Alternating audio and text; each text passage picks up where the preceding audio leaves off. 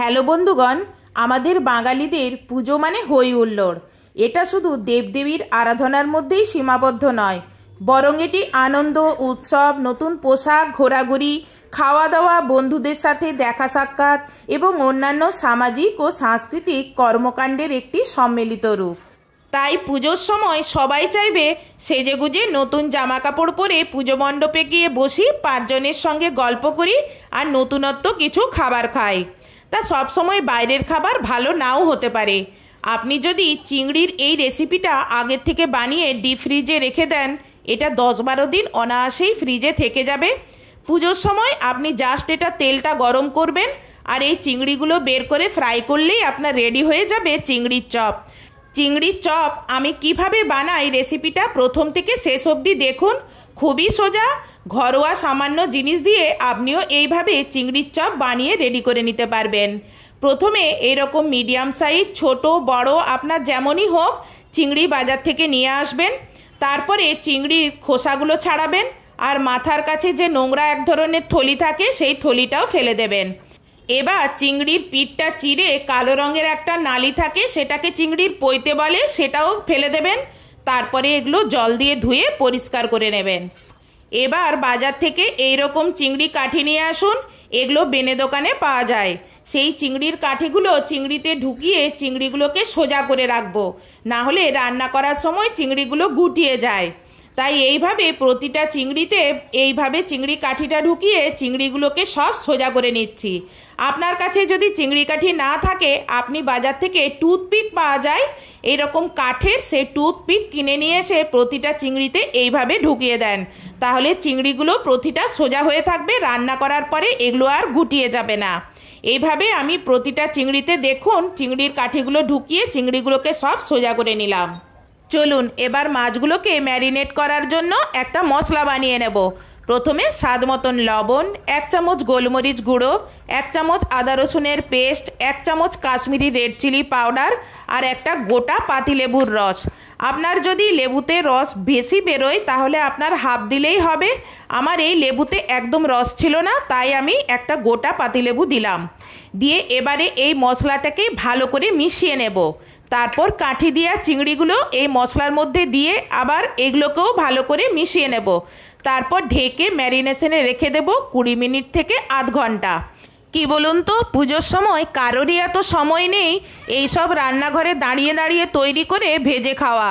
যদি আগে থেকে এইগুলো একটু বানিয়ে নেওয়া যায় তাহলে খুব সুবিধে হয়। এবার একটা থালাতে 1 চামচ কর্নফ্লাওয়ার, 3 চামচ ময়দা, স্বাদ মতন লবণ, তারপর একটু গোলমরিচ দেব, কাশ্মীরি রেড চিলি পাউডার আর অল্প একটু চাট মশলা দিয়ে এইগুলোকে এবার ভালো করে একটু মিশিয়ে নেব। মিশিয়ে নিয়ে এবার এগুলো সরিয়ে রেখে আরেকটা বাটিতে আমি এখন একটা ডিম ফাটিয়ে নিচ্ছি। যদি প্রয়োজন হয় তাহলে আমি আবার একটা ডিম ফাটিয়ে নেব। প্রথমে একটা ডিম এইভাবে ভালো করে ফেটিয়ে নেব। তারপরে এইটা সরিয়ে রেখে এবার ম্যারিনেট করা চিংড়িটা নিয়ে এসে ঢাকাটা খুলে রাখলাম আর একটা বাটিতে ব্রেড ক্রাম্ব নিয়ে নিলাম। এটা আপনারা মুদি দোকানে পেয়ে যাবেন। এটা আমার হোমমেড ব্রেড ক্রাম্ব, মানে পাউরুটিটাকে রোস্ট করে আর গুঁড়ো করে রেখেছি। প্রথমে ম্যারিনেট করা চিংড়িটা আরেকবার মাখিয়ে নিলাম, তারপর ময়দায় ডোবালাম, তারপরে ডিমের গোলায় ডোবালাম, তারপরে ডিমের গোলা থেকে উঠিয়ে ব্রেড ক্রাম্বে দিয়ে দিলাম। দিয়ে ব্রেড ক্রাম্বগুলো চিংড়ির গায়ে লাগিয়ে নিলাম। এতে একটা লেয়ার টাইপের হবে, লেয়ারটা একটু পাতলা টাইপের হলো, তারপর ঝরিয়ে প্লেটে তুলে নিলাম। এবার আপনাদেরকে আরেকটা দ্বিতীয় রকম দেখাচ্ছি। সেটা হলো চিংড়িটা ওখান থেকে নিলেন, ময়দায় ডোবালেন, তারপর ডিমে ডোবালেন, আবার আপনি ময়দায় ডোবান, এতে লেয়ারটা একটু মোটা হবে। তারপরে আবার ডিমের গোলায় ডুবিয়ে তারপরে ব্রেড ক্রাম্বে দেন, এতে লেয়ারটা একটু মোটা হলো। দিয়ে তারপরে ব্রেড ক্রাম্ব থেকে উঠিয়ে মানে ব্রেড ক্রাম্বগুলো একটু ঝরিয়ে নিয়ে তারপরে এগুলো প্লেটে তুলে রাখুন। এইভাবে সবগুলো চিংড়িকে ময়দায় কোট করে ডিমের গোলায় ডুবিয়ে আর ব্রেড ক্রাম্বে কোট করে নিলাম। এবার একটা এয়ারটাইট কন্টেনার নিয়ে আসুন, তার মধ্যে এই ব্রেড ক্রাম্ব লাগানো চিংড়িগুলো রেখে আর ঢাকনা বন্ধ করে এগুলো ডিপ ফ্রিজে 10 থেকে 12 দিন আপনি রেখে খেতে পারবেন। যখন আপনার খেতে মন করবে আপনি তেলটা গরম করলেন, মানে সামনেই তো পুজো, এগুলো যদি এখন থেকে রেডি করে রাখেন তাহলে পুজোর সময় জাস্ট আপনি তেলটা গরম করবেন, তারপর তেলে ছাড়বেন, ভাজবেন আর খাবেন। কি সময় কমলো কি না? তাই বলছি এখন থেকে আপনিও এইভাবে বানিয়ে ডিপ ফ্রিজে রাখুন, তাহলে পুজোর সময় অনেক সময় বাঁচবে। দেখুন, প্রথমে তেলটা মিডিয়াম হট অয়েলে এই চিংড়িগুলো প্রথমে ছাড়লেন, তারপরে গ্যাসটা একদম সিমে করে দেন, মানে লোতে করে দিলেন।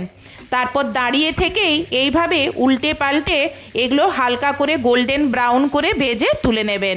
এগুলো যদি বেশি করে ভাজেন বা কড়া করে ভাজেন তাহলে কিন্তু খুব তাড়াতাড়ি চুঁয়ে যায়। তাই জন্য এগুলো আমি দাঁড়িয়ে থেকেই এইগুলো এইভাবে ভেজে তুলে নিলাম।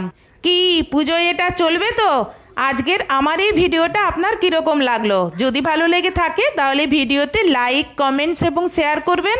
আর চ্যানেলে যদি নতুন হন তাহলে চ্যানেলটি সাবস্ক্রাইব করবেন। আর ফেসবুক থেকে যদি দেখে থাকেন তাহলে ফেসবুকটি ফলো করবেন।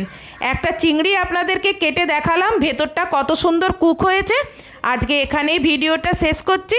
বাই।